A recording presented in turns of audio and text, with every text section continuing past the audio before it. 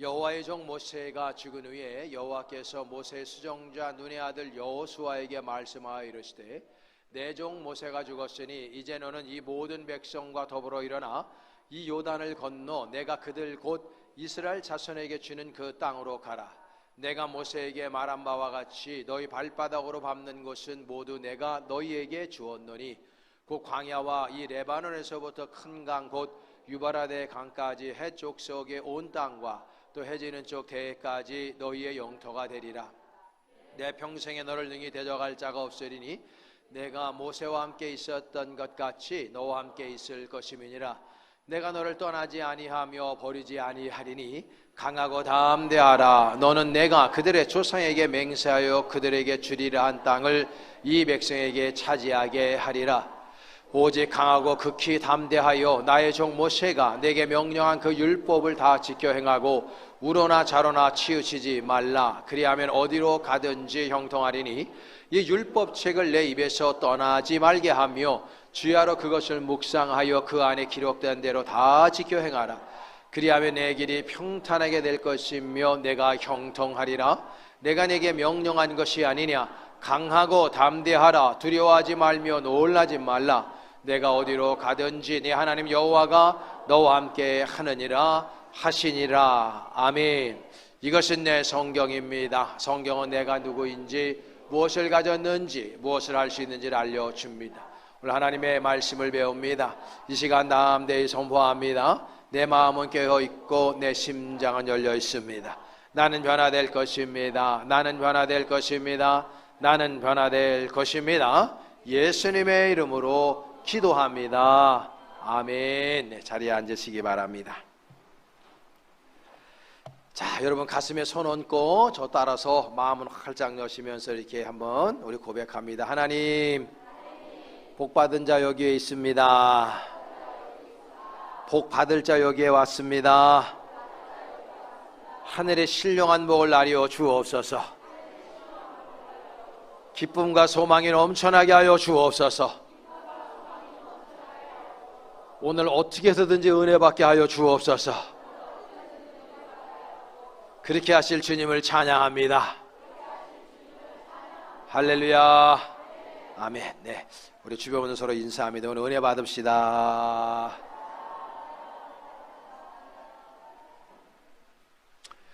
네, 사명에 이끌리는 삶이라고 하는 제목으로 잠깐 은혜 나누겠습니다.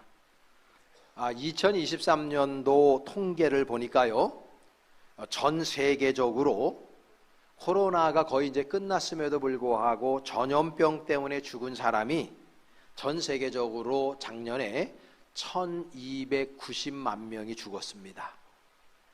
놀라시지도 않네요. 난 살았으니까 괜찮죠? 여전히 세상 어딘가에서 45초에 한 명씩 굶어 죽고 있습니다.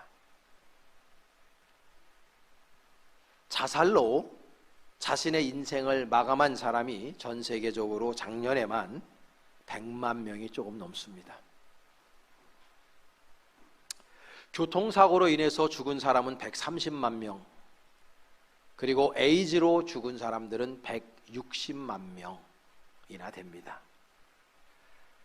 그리고 낙태로 죽은 어린 생명들, 빛을 보지 못하고 꽃을 피지도 못하고 죽은, 낙태당해 죽은 어린 생명들은 4,460만 명이나 됩니다. 여러분, 지금 이 세상에는요, 우리가 인지하든 인지하지 못하고 있든 분명히 어떤 일들이 일어나고 있습니다. 아름답고 행복하고 즐겁고 감사하고 감격스러운 일들만 일어나면 참 좋겠는데, 우리가 사는 세상에서는 눈뜨고 볼 수 없고 너무 안타깝고 우리의 마음을 아리게 만드는, 너무나 힘들고 어렵게 만드는 일들이 굉장히 많이 벌어지고 있습니다. 그래서 지금 이 시대를 갈등의 시대다 혹은 고통의 시대다 라고 정의할 수 있는 거죠. 이렇게 힘들고 불확실하고 어찌 보면 살기 참 힘들고 어려운 시대를 우리가 살아가는데, 내가 그리스도인이라면 그리스도인은 어떠한 인생을, 어떠한 삶을, 어떠한 자세로 살아가야 할까? 이것이 우리들에게 있어서 가장 중요한 핫 이슈여야 된다고 저는 생각해요. 그냥 세상 사람들이 살아가는 방식을 취해서 그냥 따라가는 인생이 아니고요, 내가 예수 그리스도를 이 땅에 태어나서 한 번밖에 살지 못하는 세상 속에서 내가 예수를 믿게 되었어요. 모태신앙부터 신앙생활을 했든, 친구를 통해서 아는 지인을 통해서 예배당을 나와서 교회를 다니면서 신앙을 가졌든, 자발적으로 나왔든 어찌하든지 간에 나는 신앙생활을 하는 신앙인이 되었습니다.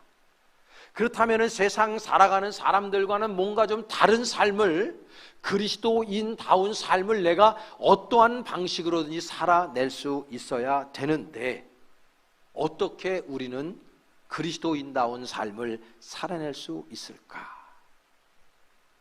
결론부터 말씀드리면 오늘 메시지의 주제에 따라서 사명에 이끌리는 삶을 살아야 되겠다라고 하는 거예요. 물질에 이끌리는 삶이 아닙니다. 명예와 권력과 세상의 쾌락에 이끌리는 삶이 아닙니다. 성공에 이끌리는 삶도 아니에요. 정말 가장 아름답고 가장 가치 있고 가장 그리스도적인 삶의 모습이 무엇일까? 저는 그렇게 생각합니다. 사명에 이끌리는 삶이다 라고 말이죠. 세상의 수많은 사람들은, 수많은 기독교인들조차도 사명에 이끌리는 삶을 살지 못합니다. 돈에 이끌려요. 세상의 즐거움과 세상의 안위와 세상의 평탄함에 이끌려 살아갑니다. 세상의 성공을 위해서 살아가는 사람들이 많아요. 여러분, 내가 신앙을 가진 건 너무나 중요해요.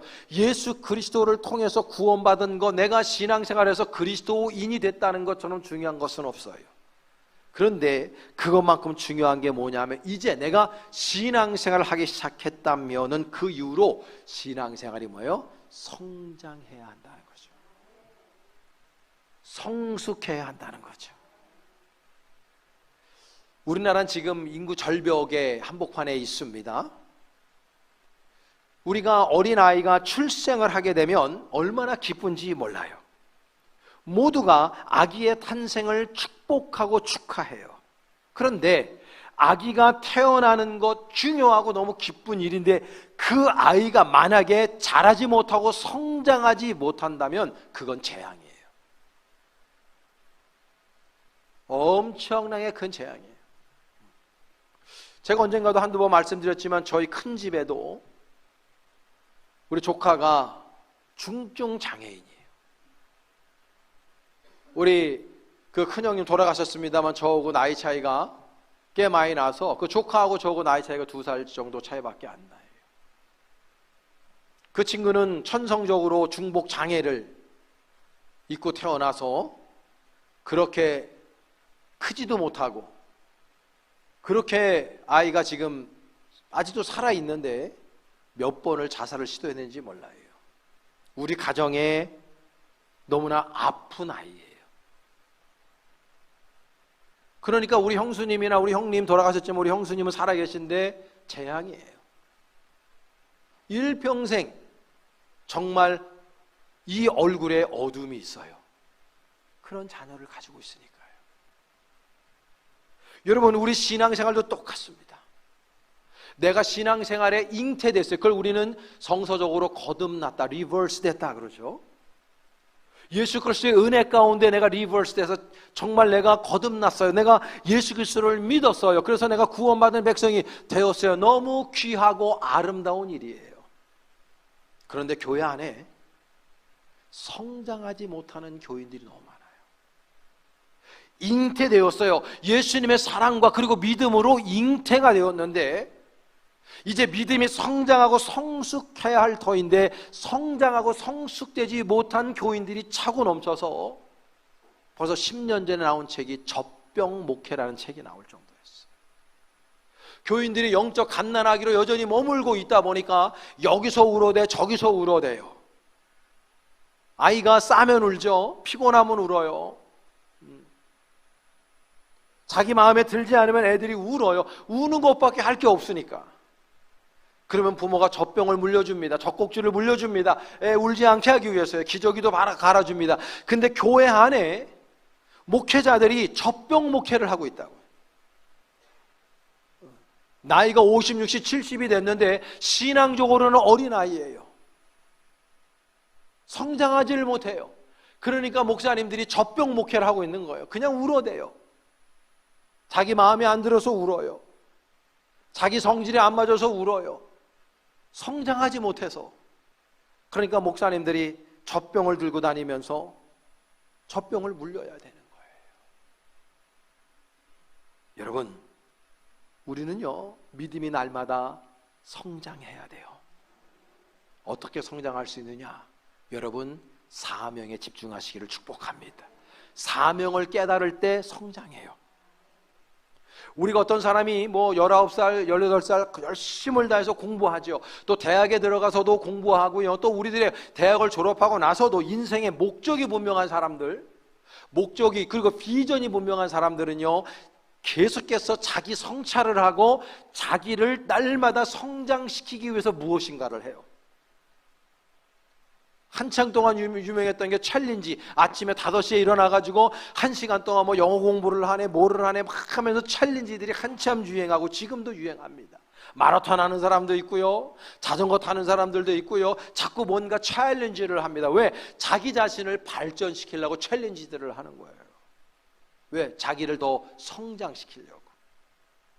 근데 여러분, 우리가 신앙생활을 시작했으면 신앙생활에서도 챌린지를 해야 된단 말이에요.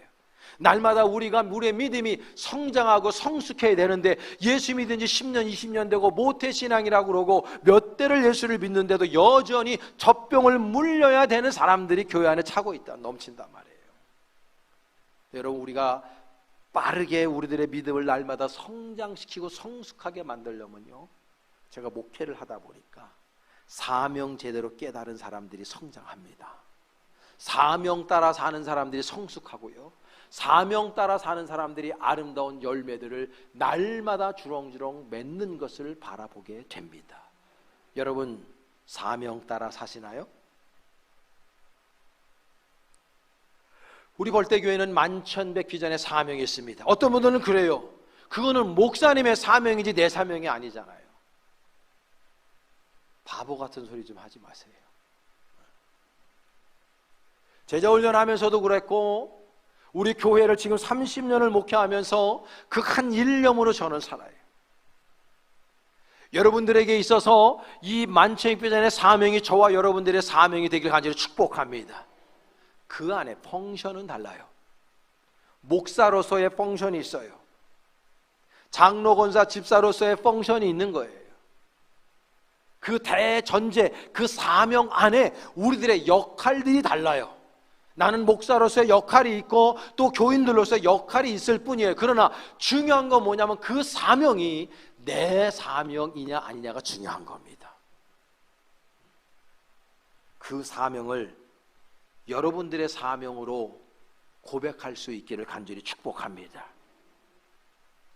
그 사명이 내 사명이 되지 않기 때문에 여전히 우리의 신앙이 성장하지 못하는 거예요. 여러분, 어느 교회든지 다 사명 선언문이 있어요. 우리 교회만 있는 게 아니에요. 우리 교회만 특출해가지고 만천백귀전의 사명이 있는 게 아니에요. 각 교회마다 다 사명이 있어요. 어떤 교회는 기도에 관한 사명이 있고, 어떤 교회는 전도에 관한 사명이 있고, 어떤 교회는 부흥에 대한 사명이 있고, 헌신에 대한 사명이 있고 등등 여러 가지의 사명 선언문들이 있어요. 우리 교회도 마찬가지예요. 우리 벌떼교회에 있는 사명이 만천백귀전의 사명이에요. 그건 영혼 구원의 사명입니다. 그러니까 우리가 신앙생활을 하는 이상은 그 사명에 충실해야 될 뿐만 아니라 그 사명이 우리 벌떼교회 모든 이들의 사명이어야 하는 거예요. 그 사명을 내 사명으로 받아들이지 않으니까 아웃사이더가 되는 거예요. 교회 안에 인사이더로 들어오지 못하는 거예요. 그 사명을 받아들이지 못하니까 신앙이 성장하고 성숙하지 못하는 겁니다. 그 사명에 적극적으로 동참하지 않으니까 날마다 교회 안에서 존재감이 없는 거예요. 어느 교회든지 사명에 나를 태우는 사람들이 그 교회의 중추적인 역할을 할 수밖에 없는 거예요. 그래서 신앙이 자라지 않는 것이 비극이에요. 신앙적으로는 비극인 겁니다. 우리 교회 안에는 그런 비극적인 일들이 사라질 수 있기를 간절히 축복합니다. 멀쩡한 교인들로 넘쳐나기를 바라고요, 건강한 교인들로 넘쳐나기를 축복합니다. 육신적인 장애를 가지고 있으면 불편해요. 우리 주변에 많아요. 그런데요, 그 장애를 가지고 있는 분들은요, 멀쩡한 사람들보다 훨씬 행복하게 사는 분들이 많아요. 예전에 우리나라에도 몇 번 왔지만 닉 부이치치라고 하는 분이 있어요. 사지가 없어요. 몸뚱아리만 있습니다. 발 하나 달려있는데 발인지 뭔지 몰라요. 손 하나 달려있는데 이 팔인지 아닌지 모르겠어요. 동그란 거 하나 달려있어요. 근데 그분이 와서 하나님을 믿고 그리고 말씀을 증거할 때 사지가 멀쩡한 사람들 부끄럽게 만들고, 우리가 저 사람도 저렇게 행복하게 사는데 내가 왜 행복하게 살지 못하나 수많은 도전을 주었어요. 우리나라에 몇 번 왔습니다. 그분이요. 장가도 갔어요. 그분은 그렇다 손 치더라도 사지 멀쩡한 그분의 부인이 참 천사 같은 분이죠. 쉽지 않아요. 그런데 여러분, 영적으로 장애를 가지면 다른 사람들을 절대로 행복하게 해줄 수 없어요. 육신적인 장애를 가지고 있는 사람들은 얼마든지 타자를 행복하게 할 수 있어요. 자신도 행복하니까. 근데 영적으로 불구가 되면, 영적으로 장애를 가지면 절대로 나 자신뿐만 아니라 다른 사람들도 행복하게 해줄 수가 없다. 왜? 인간은 영적인 존재이기 때문이에요. 이게 더 고차원적이거든. 그러니까 내 영이 날마다 소생하고 내 영이 날마다 더 아름답고 귀하게 예수님을 닮아가고 내 영이 날마다 이 안에서 기쁨과 소망이 넘쳐나려면요, 목적이 분명해야 된다고. 사는 목적이, 그 사명을 발견한 사람이 목적이 분명한 삶을 사는 거고, 사명 발견한 사람이 그러니까 기쁘게 살아갈 수밖에 없는 거예요. 아멘도 안 하시네.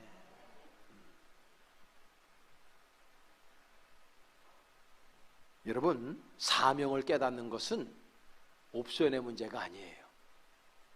여러분들도요, 여러분 주변에서 인생 성공한 사람들 보세요.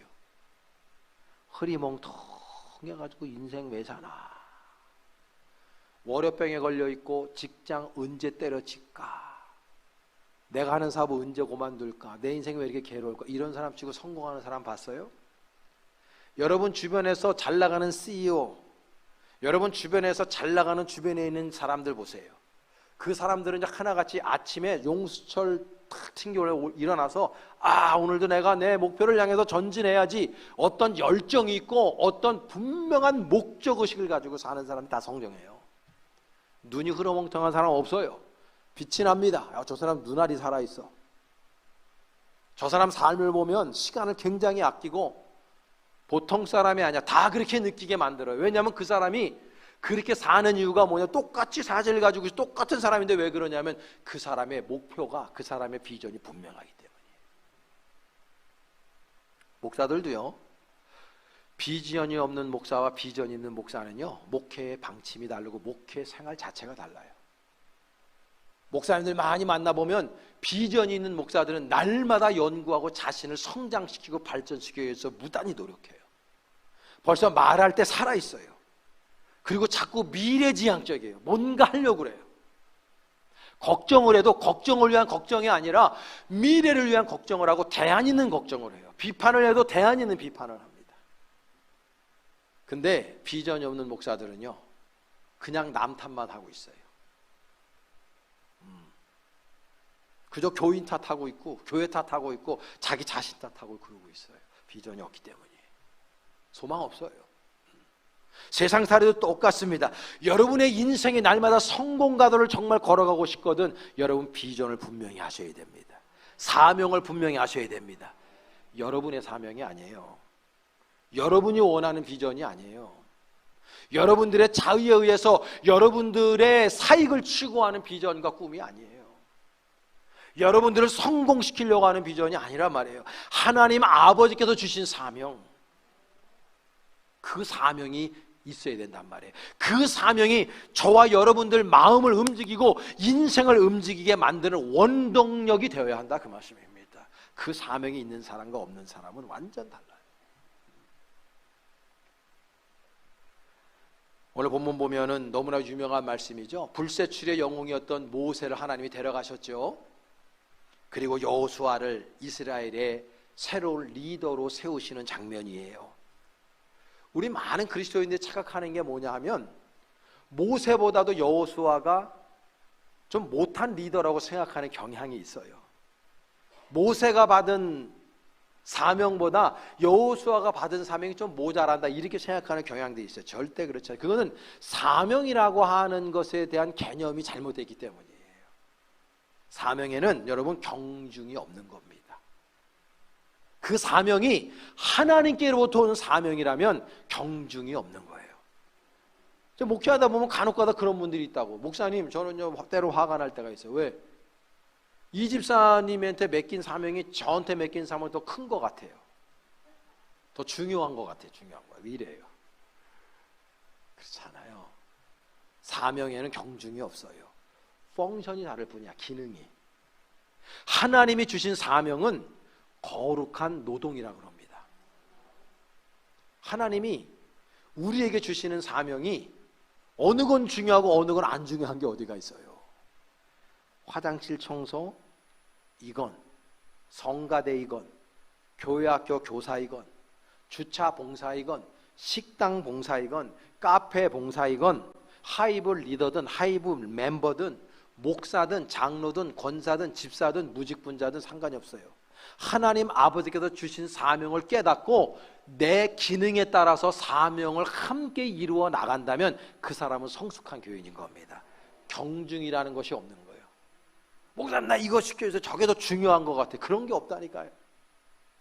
사명은 그렇게 하는 게 아니에요. 하나님 아버지께서 주신 그 사명을 내가 발견하는 거가 중요하고, 그 사명을 발견했다면 그 사명 따라서 여러분들의 위치에서 여러분들의 기능을 잘 활용하면 되신다, 그 말입니다. 머리로 주님을 모시고 있는 공동체, 지체가 교회잖아요.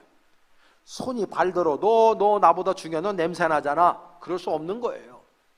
간이 위더러 내가 더 중요해, 그럴 수 없는 거예요. 우리 모두는 하나님 아버지의 몸된 자단을 섬기는 지체들로서 하나님께서 주신 만천의 비전의 사명을 마음에 품고 같은 말 같은 마음 같은 뜻으로 여러분들의 위치에서 하나님께 주신 사명에 여러분들이 충성을 다하며 그것으로 끝나는 겁니다.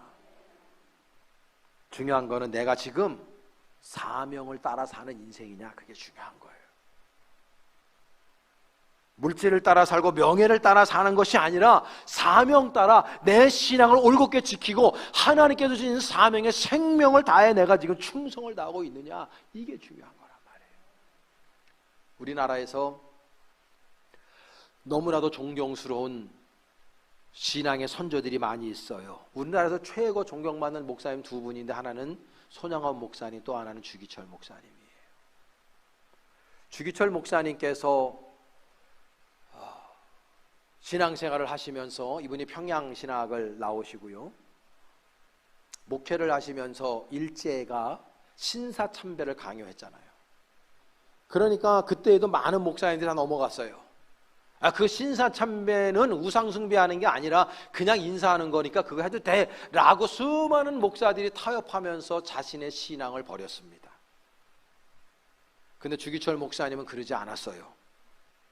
우상 섬길 수 없다, 내가 하나님 이외에는 무릎 꿇을 수 없다, 예수 그리스도 이외에는 예배할 수가 없다, 이 마음 가지고 절대로 신사참배하지 말아야 된다고 주창하고 다니다가 일제에 잡히죠. 감옥에서 10년형을 얻어맞습니다. 갖은 고난과 모진 박해를 받아요. 회유도 받고. 해도 안 되니까 하루는 일제가 이런 회유 정책을 펴요. 그 감옥 바로 바깥 문에, 출입문에 택시를 하나 대절해 놓습니다. 그리고 주목사님한테 말해요. 주목사, 너 오늘 석방이야. 집에 가고 싶지? 교인들 만나고 싶지? 저 석방이야. 그런데 단 하나 조건이 있어. 택시 타고 가다가 신사가 나오거든. 창문 열고 인사 한번 해. 그러면 너 풀어줄게. 주기철 목사님이 당연히 리젝하죠. 그는 광복을 몇 개월 앞두고 주사기에다가 독을 타서 독살당해 돌아가십니다. 순교당하죠. 1972년에 북한의 신의주에서 평양까지 길을 닦고 있었습니다. 불도저로 길을 닦으면서 밀고 있었습니다. 근데 갑자기 어느 지점에서 싱크홀이 생기는 거예요. 땅이 갑자기 팍 꺼지는 거예요. 밑에 보니까 20명 남짓한 사람들이 예배드리고 있는 게 들킨 거예요. 김일성이가 칙령을 내려가지고 그 인간들 총알도 아깝다고 그 사람들을 땅바닥에 눕혀놓고 불도저로 차근차근 밟아서 죽였어요.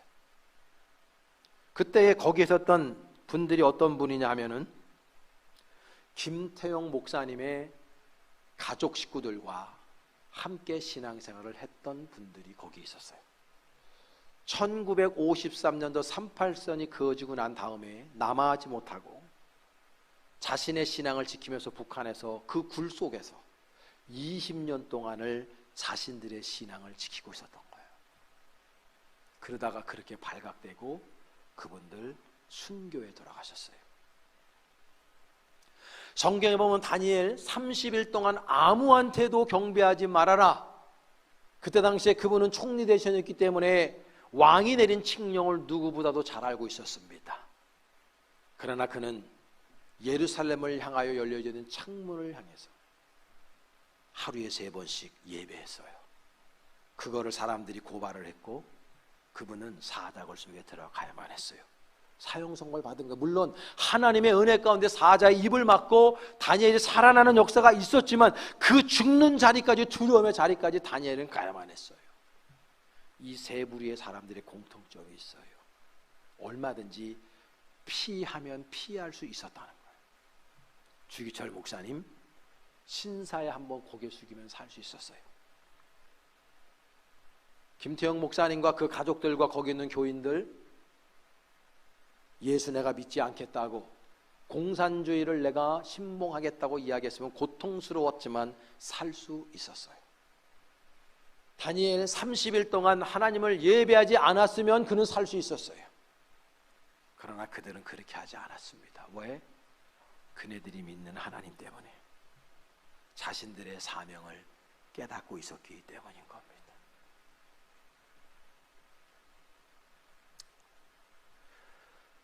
저는 이번에 우간다를 다녀오면서 사실은 갈 수 있는 상황이 아니었다고 지난주도 제가 말씀을 드렸습니다. 여러분들은 그냥 그렇게 편하게 그냥 남의 얘기니까 들을 수 있지만 본인 뭐 다 그렇잖아요. 인생이요. 내 스스로가 판단해 볼 때 저는 절대로 우간다 선교를 10박 12일 동안 갈 수 있는 상황이 아니었어요. 몸 상태가 아니었어요. 그러나 제가 그럼에도 불구하고 우간다를 가게 된 이유는 단 한 가지입니다. 사명 때문이에요. 하나님께서 저에게 주신 만체의 비전의 사명. 제가 비행기 타고 그 우간다 땅에 내려서 사역할 때에도 계속해서 제가 생각했던 게 뭐냐면, 나는 여기서 죽어도 좋다. 내가 하나님의 사명 따라서 살다가 여기서 죽으면 순교당하기 때문에 하나님께 영광 올려드리는 것이다. 항상 제가 주님 앞에 기도하는 게 그거거든요. 나는 설교하다가 죽는 게 제 기도 제목이에요. 하나님의 말씀을 어디에서든지 증거하다가 하나님의 부르심 받는 게 저의 기도 제목이에요. 그래서 그 마음 가지고 다녀온 겁니다. 저는요 지금도 목회 30년 하고 있지만 그 사명이 나를 목사로 서 있게 해요. 그 사명이 오늘도 말씀을 증거케 하고 내 삶을 영해가는 산소와 같아요. 앞으로도 그렇게 살아갑니다. 사랑 여러분, 여러분들에게 그 사명이 여러분들의 것이 될 수 있기를 축복합니다. 그래서 이 사명을 감당함에 있어서 중요한 요소가 두 가지가 있어요. 하나는 순종과 하나는 영성이에요. 하나님의 말씀의 사명을 깨달았다면 중요한 거 뭐냐, 그 사명을 내가 감당할 수 있어야 되는데 그 감당하기 위해서 하나님의 말씀에 순종해야 된다고요. 수많은 그리스도인들이 자꾸 미스테이크 하는 게 뭐냐 하면, 내가 기쁘고 내가 즐겁고 하나님의 뜻과 내 뜻이 맞을 때는 할렐루야 아멘 즐겁게 순종한다고. 근데 내 뜻과 어긋날 때는 순종하기가 그렇게 힘든 거예요. 교인들이요, 목사님 순종하겠습니다. 목사님의 뜻과 자기의 뜻이 맞을 때는 순종해요. 근데 목사님의 뜻과 내 뜻이 맞지 않을 때는요, 얼마든지 배신하고 배반하고 갑니다. 예전에요, 오래된 교인들은 알지만 우리 교회 옛날에 때 어떤 장로님이 한 분 계셨거든요. 이분들은요 참 신기한 게 뭐냐, 그때는 일부 예배가 없었어요. 11시 예배, 그렇게 11시 예배, 2시 예배 이렇게 있었거든요. 그러면요 주일날 꼭 오전 9시가 되면 그 장로님 네 분이 우리 집에 와요. 그래서 우리 아버지가 물었다고, 장로님 왜 우리 집에 자꾸 오냐? 그분은 사명이에요. 무슨 사명이냐면 목사님을 모시고 교회에 와야 된대. 그때 이제 우리 사택이 교회에서 조금 위에 한 미터로는 150m 떨어져 있었나? 아니 우리가 발이 없어 뭐가 없어 그냥 오면 되는데 신기한 사명을 부여받았어. 아침에 목사님 사모님이 늦잠도 잘 수 있고, 저는 그때 20대 초반이니까 저도 토요일날 디스코테도 다닐 때 그럴 때거든요. 연애 전선도 버려야 되고, 그러면 토요일날 좀 늦게 자고 늦잠을 자고 그러면 보편적으로 목사님들이 주일날에는 새벽같이 일어나시지만, 근데 새벽기도 다 있었으니까 일주일 내내 그 새벽기도 끝나고 잠깐 좀 주무시고 쉬고 좀 런닝바람에 팬티바람에 세면도 하고 아침 식사도 편안한 목장으로 먹어야 되잖아요. 근데 아침 9시에 와. 그리고 꼭 우리 어머니 아버지를 모시고 교회에 와야 되는 사명이야. 그러면요 우리 어머니가요 여기 계시지만 그분도 맨날 아침밥 차려줬어요. 먹을 거 대접하는 거야. 근데 막판에 등어리에 칼 꽂더라고. 여러분, 목사님하고 여러분들하고 의견이 같을 때는 아멘 하죠. 그거 못할 사람이 그거 엄청 쉬운데. 근데 뜻이 다를 때 그 순종하는 교인이 진짜 교인인 거예요. 많은 분들이 물어요. 목사님, 목회하시면서 어떤 교인이 가장 좋은 교인이에요? 0.1초도 의심할 필요 대답하죠. 순종 잘하는 교인이 1등이다. 근데 지금 교회 안에 순종이라는 용어가 낯선 용어가 돼가고 있다. 내가 왜 목사한테 순종해? 이런 생각하는 거야. 목사도 인간이고 나도 인간인데 수틀리면 뒤받을 수 있는 거지. 여러분, 신앙생활 그렇게 하는 거 아니에요. 하나님의 뜻과 내 뜻이 어긋날 때에 순종하는 게 진짜 순종이에요. 아브라함의 순종이 왜 위대합니까? 어느 아버지가 100세였던 아들을 제물로 달라고 하는 하나님을 계속 믿겠습니까? 어떻게 예배합니까? 근데 그 와중에 그럼에도 불구하고 순종하잖아요. 그러니까 그 사람이 믿음의 조상이 되는 거예요. 예수님께서 12제자를 선택하시고 3년의 공생애를 함께 하시며 훈련시켰는데도 예수님이 십자가에 죽으실 때 자신들의 이익에 맞지 않다고 예수님 다 버리고 갔어요. 나중에 그분들이 성령의 은혜를 받고 난 다음에 회심하고, 그때부터 이 사람들은 진정한 그리스도인으로 변화돼요. 사명을 올곧게 깨닫고 성장하고 성숙했기 때문이에요. 그리고 다 순교의 자리에서 영광스러운 죽음을 맞이하죠. 그게 순종하는 거예요. 또 하나 뭐가 필요하냐? 그렇기 때문에 스피리추얼리티, 영성이 필요한 거예요. 사명 감당하려면요 영성 없으면 절대로 안 돼요. 왜? 이 사명이라는 거는 하나님의 일이거든요. 세상의 일이 아니거든요. 세상의 일을 work, 영어로는 work라고 그래요. 일. 그러나 하나님의 일은 ministry라고 그래요. ministry, 사역. 그러니까 워크는 내 재능과 내 지혜와 내 노하우를 가지고 할 수 있어요. 근데 이 미니스트리는 그거 가지고 하는 게 아니에요. 서울대학을 나온 똑똑한 사람이라 할지라도 믿음이 없고 성숙하지 못한 사람이 교회라는 것과 초등학교도 못 나오고 한글도 못 읽는 권사님이 믿음 가지고 하나님의 일을 순종하면서 하는 사람과는 그건 게임이 다른 거예요. 하나님의 일은 미니스트리는 믿음 가지고 하는 거예요. 믿음 가지고 순종하는 마음으로 하는 거고요. 말씀 안에 들어가 있어야 된단 말이에요. 그래서 오늘 본문의 1장 8절이에요. 한번 여러분 1장 8절 한번 다 같이 한번 합독해 봅니다. 한번 띄워줘 보세요. 1장 8절. 자, 시작. 이 율법책을 내 입에서 떠나지 말게 하며 주야로 그것을 묵상하여 그 안에 기록된 대로 다 지켜 행하라. 그리하면 내 길이 평탄하게 될 것이며 내가 형통하리라. 할렐루야. 하나님의 말씀을 주야로 묵상하라 그러잖아요. 왜? 그래야 스피리추얼리티, 영성이 성장하는 거예요. 믿음이 성장하거든요. 여러분 가운데 혹시 시험에 든 분이 있습니까? 제가 지난주에 한번 권면해 드렸지만요, 무릎 꿇고, 꼭 무릎을 꿇어야 돼. 방석 놓고 무릎을 꿇고 일주일 동안 매일같이 1시간만 성경을 읽어봐요. 여러분 시험에 들어있는 게 사치인 걸 깨달아요. 사치요. 몰라서 그러고 있는 거지. 하나님 앞에 부끄러워요. 부끄럽다고. 제가 우간다 같은 데 가서 같이 예배를 드리다 보면 은혜가 되는데, 왜 은혜가 되냐면 부끄러워서 은혜가 돼. 이런 좋은 마이크 시스템이 있어, 영상 시스템이 있어, 그랜드 피아노가 있어, 저런 전자드럼이 있어, 신디사이저가 있어. 이런 좋은 의자가 있어요. 어마어마하게 풍족하고 모든 것들이 다 세팅되어 있는데 이렇게 예배 드리는 우리 교우들 가운데서도 은혜 못 받는 사람들이 있다고. 근데 거기는 가보신 분들은 알지만 그냥 우리가 지어드린 교회가 제일 좋아. 그 동네에서, 그 지역에서. 근데 얼마나 은혜 받는지 몰라요.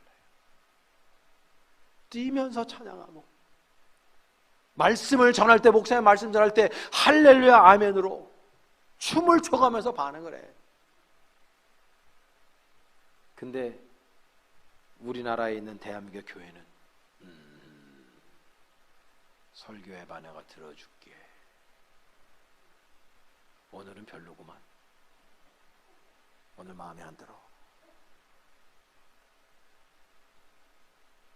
누가 잘못된 겁니까? 부끄러워요. 그분들은 성경이 제대로 된 게 없어요. 말씀을 거의 외웁니다. 듣고 외워요. 그리고 그 말씀을 말씀대로 살려고 몸부림치며 노력해요. 우간다 같은 경우도 이슬람이 거의 40% 육박해요. 탄자니아 45%가 육박해요. 테러도 당해요. 그럼에도 불구하고 그들의 신앙은 우리와 달라요. 깊이가 있어요. 스피리추얼리티, 영성이 있다고. 영성 있는 사람 찬양할 때 앉아서 못할걸요. 목사님이 제발 좀 손을 좀 들고 찬양합시다. 그래도 이놈의 손이 거의 10톤 되는 것 같아. 안 올라가. 좀 뛰면서 찬양합시다, 박수치며 찬양합시다. 계속 자존심을 부리고 있어. 왜? 깨지지 못해서 그래. 성숙하지 못해서 그래. 그게 신앙생활 잘하는 게 아니거든. 사명 깨달으면 순종하게 되고 영성이 날마다 깊어지게 되는 거예요. 그럴 때 우리는 주님 앞에 녹아 들어가요. 여러분, 하나님께서 여호수아를 영도자 세우고 모세 사라졌죠. 200만 명의 오합지졸 같은 이스라엘 백성들 이끌어야 되죠.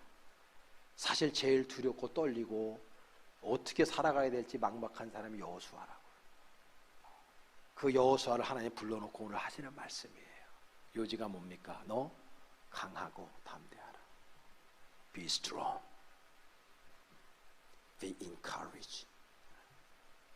여러분, 이 말은 무슨 말이냐면 벌써 하나님이 하시는 거예요.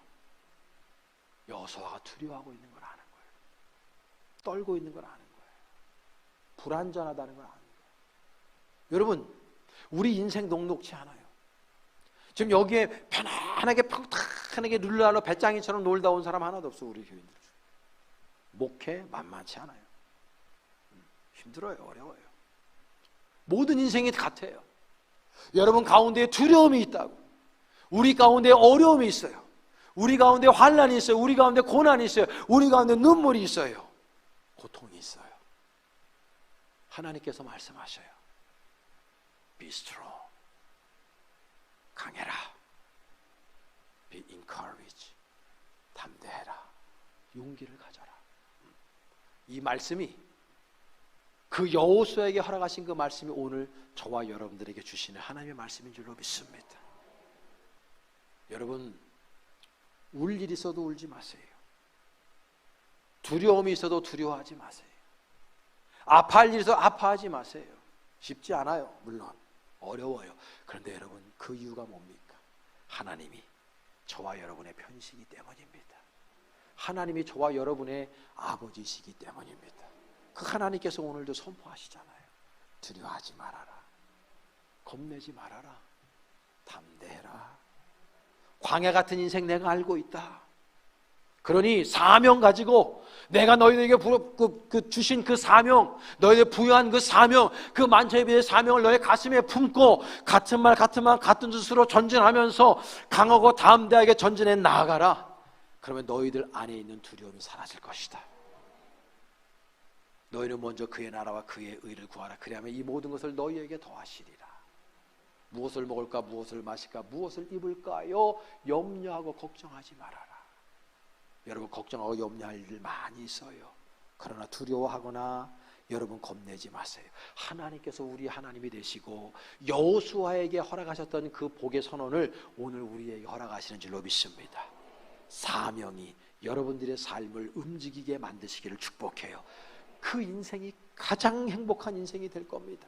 그 인생이 가장 가치 있는 인생임을 깨닫게 될 겁니다. 물질을 쫓고 정욕을 쫓고 세상의 쾌락을 쫓고 인생의 안정을 쫓는 인생 아니에요. 그것은 잠시 있다가 사라지는 인생이지만, 그러나 사명을 쫓는 인생은 그렇지 않아요. 그 사명을 쫓는 인생이 내 영혼을 풍성하게 만들고 나뿐만이 아니라 다른 사람들의 삶도 풍성하게 만들고 기쁘게 만드는 가장 가치 있고 의미 있는 값어치 있는 인생을 살아간다는 것을 기억해야 됩니다. 여러분, 사명 따라 살기를 축복합니다. 여러분들의 사명이 되시기를 축원합니다. 여러분들의 역할을 하시기를 축복합니다. 하나님께서 그 사명 따라 사는 이들에게 날마다 강하고 담대한 믿음을 허락하실 줄 믿습니다. 기도하겠습니다. 하나님 감사합니다. 오늘도 짧은 입술로 주님의 말씀을 잠시 태어냈습니다. 우리 사랑하는 모든 교우들에게 만천빛전의 사명을 허락하셨사오니 그 사명에 내 인생을 태우게 하시고 내 인생의 목적을 삼게 하시고 날마다 강하고 담대한 믿음으로 사명을 이루어드리는 삶을 통해서 늘 행복하고 가치 있고 기쁘고 즐거움과 감사가 넘쳐나는 인생 살아가게 하여 주시옵소서. 예수님의 이름으로 축복하며 기도하옵나이다. 아멘.